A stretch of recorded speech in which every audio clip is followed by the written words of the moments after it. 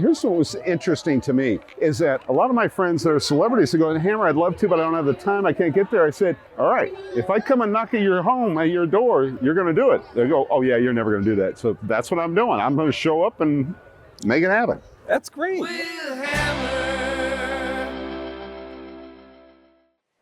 Hey guys, we're at this amazing event, Polo in Newport Beach, right? I mean, Who knew? Who knew, exactly. And we're with our friend Gary from Visit Newport Beach. If you want to know anything that happens in Newport Beach, that's the guy, okay? Tell us about your organization. Well, one of the great things about our job is we have the very difficult effort of having to tell the story of this amazing community to the world. And we really consider ourselves storytellers. We're the people who talk about Newport Beach, both domestically and internationally, to a global audience to, to get people to come, spend their money here. As I like to say, we're sort of in the wallet attraction business where people come, bring their money, spread it around town, close up their wallets, go back home. But a lot of what we talk about is the uniqueness of Newport Beach and what makes us different. You do a great job of it. Well, thank you. I mean, Visit Newport Beach. When you guys want to come to Newport Beach, you got to hit that website to see what's going on, because Gary and his people do an amazing job of, telling people and expressing what Newport Beach is all about. Like Gary just said, right? He's like, it's an easy job because of where we live. That's not an easy job. No, it's not. I met Gary first years ago on a KOCI radio, I think is when you and I first connected back in the day. I think he interviewed on my radio program then, right? And it was, Newport's doing great.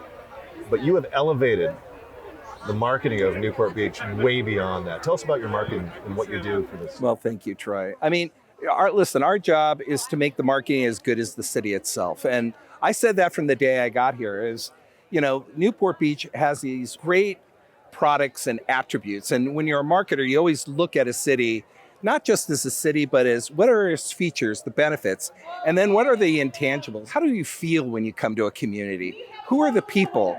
How do they live their life? What do they like to do? And how does that contrast to other places that might have a beach? Right. And we have such a unique personality and culture here that it's kind of our job to help explain that to people who don't fully understand it. And here we are, literally at the beach. Literally at the beach. That's why we call it the surf and turf. Yep. Because we've got polo just a few feet away from the sand. We got surfers out there. There's no other community that I could think of that could pull off something quite like this. And yet polo fits in beautifully to the Newport Beach brand and who we are. And Mike Farah did it. I mean, he's got an amazing agency. Him bringing it here, and he's all around the world. He goes to Brazil, he goes to Argentina, he goes to the Emirates. I mean, he does this everywhere. And to have it here is pretty amazing. It is. Gary, I wanted to ask you too, it's like, it always changes. Who's coming to Newport probably always changes, right? Is it the Pacific Rim? Is it Europe? Who's coming to Newport now? Who do you target? Well, if you look at two major buckets, you look at our domestic audiences, and certainly the drive markets in from LA, Las Vegas, Phoenix. Now our biggest domestic market is Dallas. Who knew? Yeah. We've been putting a lot of emphasis on Dallas because that is a great audience and they have the means to spend. Pacific Northwest does very well for us as well. We're starting to pull more people Portland, in from Seattle, all that. Yeah. Yeah, all going all the way up the coast. And then now even from New York, we're pulling in people from there too. And then internationally, before the pandemic, we were very popular with the Chinese. Well, that's over, and for all the reasons we know. By the way, the door's closed. Yeah. I'm just sorry, just kidding. That's it. And a lot of that has to do with not only did all those flights go away during the pandemic, but they really haven't returned. We're only less than 20% of what they call lift or flight capacity since the pandemic.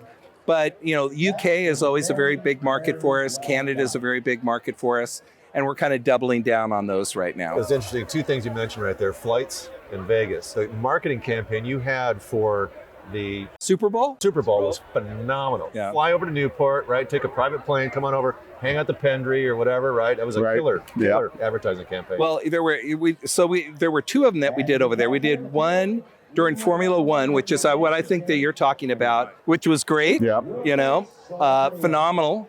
But you know, to play in Vegas, very expensive for Formula One. Yeah. So we needed to kind of do a little bit of guerrilla marketing on that. That's why we brought the influencers over on a private jet, showed them around, really created an elevated experience, sushi on a private yacht, the whole bit, and then took them back to the race. I don't remember getting sushi on a private yacht. You're not an influencer yet. No, That's just it. kidding. How much does that factor in now, influencers? Yeah. Is that a huge part of your Oh, business yeah. now? That's everything. It is. It's everything. Yeah. Like 20-somethings, right? Oh, yeah. And they're making phenomenal careers off doing it. Just crazy. I missed the boat. You know, and then, you know, for Super Bowl, we did a drone show right at the end of the Super Bowl, 12-minute drone show, 1,000 drones that we launched off the roof of Luxor. What's interesting about it is we actually created a QR code in the sky. Oh, nice. And- I was like, QR code in the sky. Up Nice. for 12 seconds, and we had 4,500 people click on it. that is awesome. Sweet. The QR code's everything now. Yeah. I'm coming out with a vodka called Let's Get Hammered Vodka, and there's going to be a Brilliant. QR code on that bottle to get to all the TikTok and all that kind of fun stuff. You have to do that now. Yeah. You know, you've You got do. to be, you know, open to that.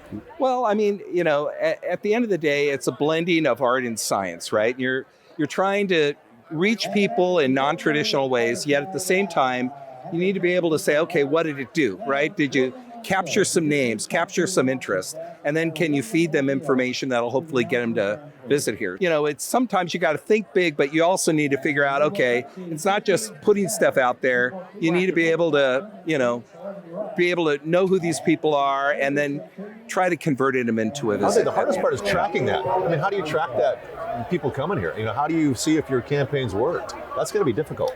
Well, you know what's interesting too is that this new digital world, I hate to say it, but Big Brother is alive and well. Yeah. Yeah, And, exactly. Unfortunately. And even during Formula One, we geofence all of Formula One and put in targeted information to any cell phone within that geofence. And we know who those people are. Right. And we know if they went to Formula One, and we know if we can reach them again. Wow. We even have a service now that if we do a campaign, say in Brentwood, and we say, okay, come on down this weekend, we can actually track the number of cell phones that come out of Brentwood, come down here, where they went. We don't know who these people are. We know their cell phones and what hotel or restaurant that they went to. You know, it's interesting. The Formula One in Las Vegas was our inaugural trip. So we went down there and we were in the pits. I mean, we had a great time. It was a fabulous, fabulous time. But wow, Yeah. what a show they put on, you know? Yeah. I mean, I mean, you and I put on shows all our lives, and it's like, mind-boggling how they took over a whole city, you know? But guys, let me tell you something. Gary, Visit Newport Beach. When you come down here, when you're coming here, hit Visit Newport Beach to see what's going on and where you need to go. Because these guys, they know where you want to be. Be a member as well. Yeah. Oh, that's right. We have a vacation club. Vacation club. We admit all, but we've got all swag, got some great merch. Newport Beach Vacation Club. We'll catch you next time.